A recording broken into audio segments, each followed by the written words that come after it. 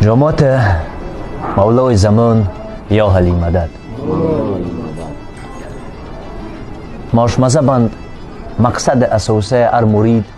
اد رضاکور جماعت خود دو و ما دین کواد رضاکورین دک ما دین شابت مید در خدمت خو خلق زن ماشا تما فاما ماشان غلطترین ایوم اسپرو 13 دکابر دم روز نور مولا آفکار تساد دم روز یکون نور حقیقت جسم امام زمان زدید حرکت مرد خواهران برادران روحانی اکید روز مبارک ماش هم دم روزم به طرف نیست ماش خدیر ورود عزت اول در قلوغلم دجا به طرف خونه بدخشون دک ید یک دزگه چوره بینه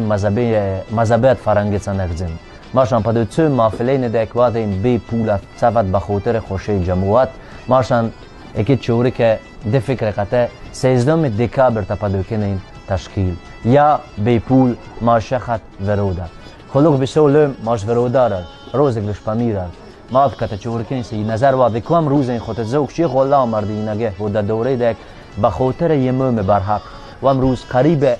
13 تلفن تا توفا داک چوجاکسی اکوی ورده دک واد از خو مذهب این بو خبر سم از خوی خم ارچا پدوتسه یو دوسه که در بوره مذهب خوید سوالی نر جواب که اختیورا ماشت دادم سوالت ارچا تا جواب سدی یو تا وارد امروز سوی به تلفن دکم نرخ از دیست تیرسه سدو خلوق بسیار ورودار تمام خلوق ماش ورو منو چه رده دک ید باید اندیشه صد خود دا که چو روزیگی دک اون ماش اکمیو محفلین نگزن بام بخاطر پیشرفت جماعت خلوق ماش رضاکورین رواد خوابت میت مبارزات سروسی یم سول اسماعیلین شهر مسکر لپا غلا سول ود دجات یکم ماش مبارزه آیود ماش برودار زد شروب یاز جماعتن ستر پاله بعد از هم تر پاله سدوتا ماش یومین دزگه بمزا دزگه خوشرو سین بعد اکید ماشان غلطترین توفا 13 دکابرن ماشان انتظار تما ابورگ عزت که قلوق بسیار جویت صداق شو قلوق بسیار خونه خدم خواب یه چیچیچه قلوق ورودار حرکت امر تمید ماش قدسه اخزنین ورودار دودتنان هم مذهبین جونه در تاریخ 13 دکابر آغاز ساعت 19:00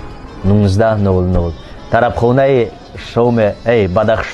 بدخشان مثل وام خطو نکنم دجا یک شوم فرستران بدخشان ورنساج نفلجین 11 در میمونه اکمیب شخصیتینم از ساعت 8 تا ساعت 12 واردم خوشه کنم ارچن بشان شرط ارچن بشان سخن در واسه مولود وارد یک نوشته و خام روز خود جماعت قرائت چیدو خلوق بسیار خداحافظ